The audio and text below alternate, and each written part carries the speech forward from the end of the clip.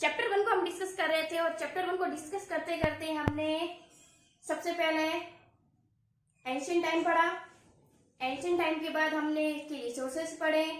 Resources के बाद हमने इकोनॉमिक्स प्रोसेस पढ़े, फिर इकोनॉमी पढ़ी हमने, फिर मेन इकोनॉमिक्स प्रॉब्लम पढ़ी हमने, उसके बाद उसके टाइप्स पढ़े, पीपीसी का रो पढ़ा, अपॉर्चुनिटी कॉस्ट पढ़ी, इकोनॉमिक कॉस्ट भी बोलते हैं इसे।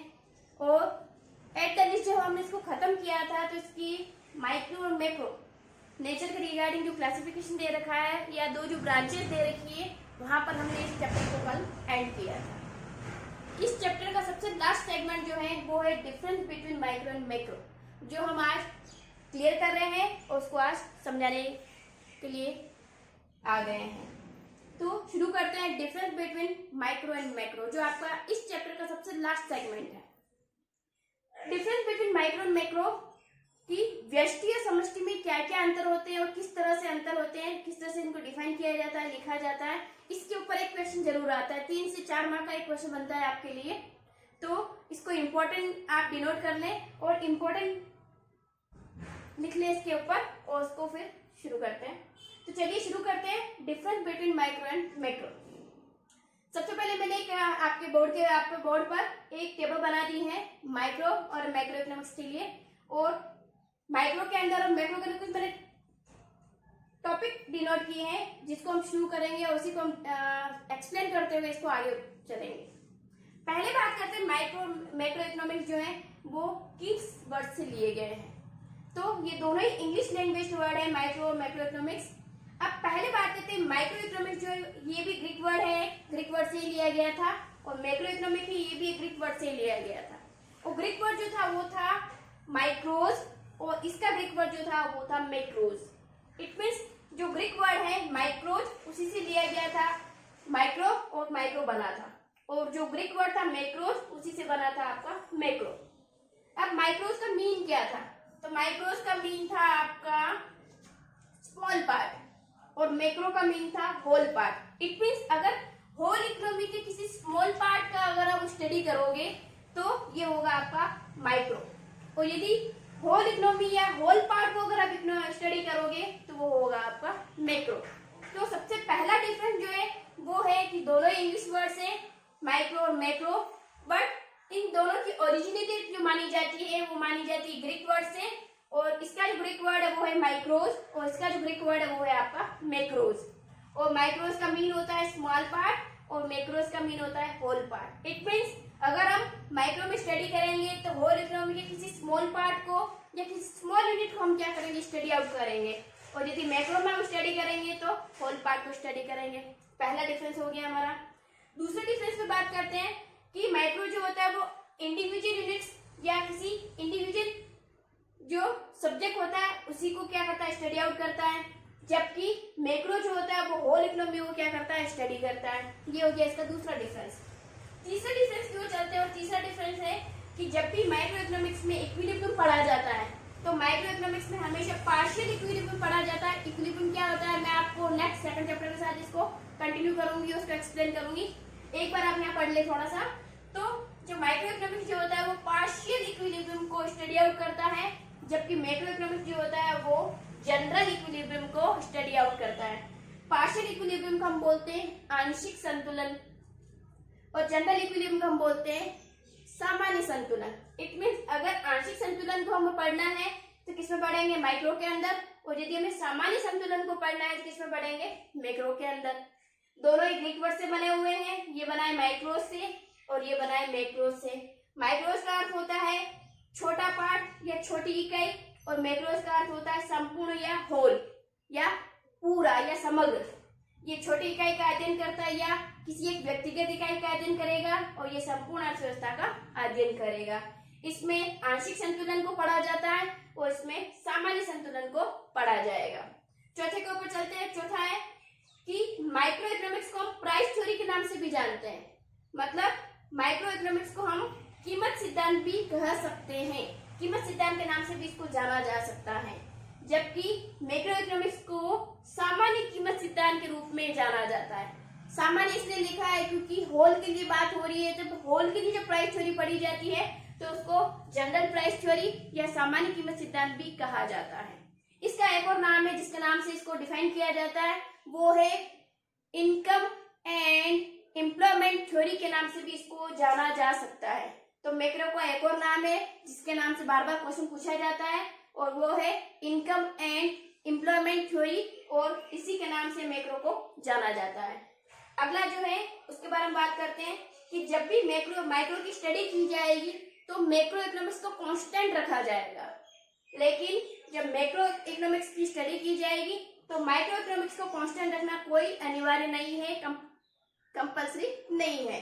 तो जब माइक्रो की स्टडी करेंगे तो मैक्रो को हमेशा कांस्टेंट रखा जाएगा। तो मैंने लिखा है नो चेंज मैक्रो, मतलब मैक्रो जो रहेगा वो क्या रहेगा, कांस्टेंट रहेगा, उसमें किसी प्रकार का कोई चेंजेस नहीं किया जाएगा। तो जब भी माइक्रो को स्टडी करेंगे मैक्रो हमेशा क्या रहेगा, कांस्टेंट रहेगा। लेकिन जब भी मैक्रो को स्टडी करेंगे तो माइक्रो हमेशा क्या रहेगी, कांस्टेंट हो भी सकती है और नहीं भी हो सकती है, इट मींस कांस्टेंट नहीं रहेगी। अगला है इसका एक और लास्ट डिफरेंस है कि जब भी माइक्रो को पढ़ा जाता है तो उसमें सेविंग जो होती है, बचत जो होती है, वो लाभकारी होती है, प्रॉफिटेबल होती है। इट मींस अगर माइक्रो के अंदर कोई पर्सन अगर बचत करता है या सेविंग करता है तो वो इस इकोनॉमी के लिए क्या होता है, प्रॉफिटेबल होता है, लाभकारी होता है। लेकिन जब मैक्रो की बात करते हैं तो मैक्रो के अंदर अगर सारे पर्सन बचत करने लग जाए या सेविंग करने लग जाए तो इस इकोनॉमिक्स के लिए ये प्रॉफिटेबल नहीं हो सकता है और बचत करना इस सेक्टर के अंदर क्या हो जाएगा, हानिकारक हो जाएगा। और इसी के ऊपर एक विरोधाभास भी पूछा जाता है जिसको बचत का विरोधाभास भी कहा जाता है। और ये क्वेश्चन भी बार बार पूछा गया है कि बचत का विरोधाभास क्या होता है। तो आ जाते हैं इसके ऊपर, मैं आपको थोड़ा सा समझा देती हूँ बचत का विरोधाभास क्या होता है। देखो मैंने अभी कहा था कि माइक्रो के अंदर जब हम सेविंग पढ़ रहे हैं तो प्रॉफिटेबल है, लेकिन जब मैक्रो में हम सेविंग पढ़ रहे हैं तो नॉन प्रॉफिटेबल है। इट मीन यहाँ लाभकारी हो यहाँ लाभकारी नहीं है, क्यों, ऐसा क्यों, वाई? तो यहीं से बचत का विरोधाभास भी बनता है। कैसे, देखो जब एक पर्सन अगर सेविंग करता है तो बहुत ज्यादा इकोनॉमी के ऊपर इफेक्ट नहीं आएगा, या 2 या 3 या 10 जने, पूरी सोसाइटी या 1000 जनों में से 5 या 10 जने अगर सेविंग कर ले तो कोई चिंता वाली बात नहीं है, कोई टेंशन वाली बात नहीं है। वो आराम से इकोनॉमी को रेगुलेट करते रहेंगे और इससे ज्यादा डिमांड पर कोई इफेक्ट नहीं आएगा। मार्केट की डिमांड जो होगी वो वैसी ही रहेगी, बहुत ज्यादा कम ज्यादा नहीं होगी। लेकिन अगर मान ले कि मैक्रो के अंदर पर्सन अगर सेविंग करना स्टार्ट कर दे या बचत करना शुरू कर दे, सारे पर्सन अगर सेविंग करना शुरू कर दे, तो ऐसी कंडीशन में क्या होगा कि अगर सारे ही पर्सन अगर सेविंग करना शुरू कर देंगे तो ऐसी कंडीशन में होगा ये कि जब उनकी सारी इनकम सेविंग में चली जाएगी तो उनके द्वारा डिमांड नहीं की जाएगी, उनके द्वारा मांग नहीं की जाएगी। और जब वो मार्केट में डिमांड ही नहीं करेंगे प्रोडक्ट की और या उनकी मांग ही नहीं बनाएंगे तो ऐसी कंडीशन में मार्केट में अगर डिमांड नहीं बनेगी तो प्रोडक्ट जो होगा वो ओवर स्टॉक हो जाएगा और उनको गोडाउन में स्टॉक करना पड़ेगा। इससे कंडीशन ये बनेगी कि ओवर स्टॉक की कंडीशन में या तो उनको उसकी प्राइस ड्रॉप करके स्टॉक को बेचना पड़ेगा, और उसके बाद भी अगर पर्सन खरीदना ना चाहे, सारा का सारा इनकम जो सेविंग में डाल दे, तो ऐसी कंडीशन में मार्केट में डिमांड जो हो जाएगी बहुत कम हो जाएगी, और डिमांड कम होने की वजह से प्रोडक्शन कम हो जाएगा, और प्रोडक्शन कम होने की वजह से धीरे धीरे लोगों को अनएम्प्लॉयमेंट को भी फेस करना पड़ सकता है। और ऐसी कंडीशन में अगर अनएम्प्लॉयमेंट कंडीशन कंटिन्यू रन करती है इकोनॉमी के अंदर तो इकोनॉमी वर्स्ट हो जाती है और उसको स्टेबल करना बहुत मुश्किल हो जाता है। इसीलिए कहा जाता है कि मैक्रो के अंदर अगर सेविंग की जाए या सेविंग के बारे में सोचा जाए तो ये इस इकोनॉमी के अंदर नॉन प्रॉफिटेबल होती है, और इसी को हम क्या कहते हैं, बचत का विरोधाभास कहते हैं। इट मीन्स अगर सेविंग माइक्रो इकोनॉमी के अंदर की जा रही है, 1000 में से 10 या 15% अगर सेविंग कर रहे हैं देन प्रॉफिटेबल है, इससे डिमांड पर बहुत ज्यादा फर्क नहीं पड़ेगा, बहुत ज्यादा इफेक्ट नहीं आएगा, और डिमांड की वजह से अगर इफेक्ट नहीं है प्रोडक्शन पे भी कोई इफेक्ट नहीं होगा और एम्प्लॉयमेंट पे भी कोई इफेक्ट नहीं बनेगा आपका। बट अगर मैक्रो में अगर सेविंग की बात कर रहे हैं तो इट मीन्स सीधा सीधा जो इफेक्ट पड़ेगा डिमांड पर, और डिमांड की वजह से सीधा इफेक्ट पड़ेगा आपके प्रोडक्शन पर, और प्रोडक्शन अगर लो हुआ तो सीधा इफेक्ट पड़ेगा आपके एम्प्लॉयमेंट पर। तो इस तरह की वर्स्ट कंडीशन को फेस करने से अच्छा है कि हम क्या करें, जब भी सेविंग को पढ़े किसमें पढ़े, माइक्रो इकोनॉमिक्स के साथ पढ़े इसको। तो माइक्रो के अंदर सेविंग करना प्रॉफिटेबल है और मैक्रो के अंदर सेविंग करना नॉन प्रॉफिटेबल है। वापस देख लेते हैं एक बार। माइक्रो इकोनॉमिक्स और मैक्रो इकोनॉमिक्स दोनों ही इंग्लिश वर्ड है आपके, ये अंग्रेजी वर्ड्स हैं। दोनों की ओरिजिनेटेड मानी जाती है ग्रीक वर्ड से। ये माना जाता है माइक्रोस के साथ, वो माना जाता है मैक्रोस के साथ। माइक्रोस का मीन होता है स्मॉल पार्ट या इंडिविजुअल यूनिट्स, और मैक्रो का मीन होता है होल पार्ट या होल इकोनॉमी। इसके अंदर स्मॉल पार्ट या इंडिविजुअल यूनिट्स को स्टडी किया जाता है, उसके अंदर होल पार्ट या होल इकोनॉमी को स्टडी किया जाता है। इसके अंदर जब भी स्टडी करेंगे तो पार्शियल इक्विलिब्रियम स्टडी करेंगे और इसमें जनरल इक्विलिब्रियम को हम स्टडी करेंगे। इसके अंदर इस जो माइक्रो इकोनॉमिक्स थ्योरी है इसको अपन प्राइस थ्योरी के नाम से भी नोन करते हैं या इसके नाम से भी जानते हैं, और मैक्रो इकोनॉमिक्स थ्योरी को हम जनरल प्राइस थ्योरी के नाम से या इनकम एंड एम्प्लॉयमेंट थ्योरी के नाम से भी जान सकते हैं। इसमें जब भी चेंजेस होंगे या माइक्रो में जब भी चेंजेस किए जाएंगे या इसको पढ़ा जाएगा तो उस वक्त मैक्रो को कांस्टेंट रखा जाएगा, जबकि इसमें से कोई कंडीशन नहीं है, आप कांस्टेंट रख भी सकते हो नहीं भी रख सकते हो।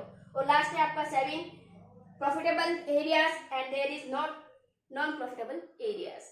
तो ये था आपका difference between micro and macro economics. ये बहुत ही इंपॉर्टेंट क्वेश्चन है जो आपके इस चैप्टर का सबसे इंपॉर्टेंट क्वेश्चन बन सकता है। तो इस चैप्टर के अंदर जो सबसे इंपॉर्टेंट क्वेश्चन जो बनते हैं या जिस तरह के क्वेश्चन बनेंगे वो मैं आपके लिए नेक्स्ट सेशन के साथ ले आऊंगी। तब तक मेरे साथ बने रहिए। Good bye.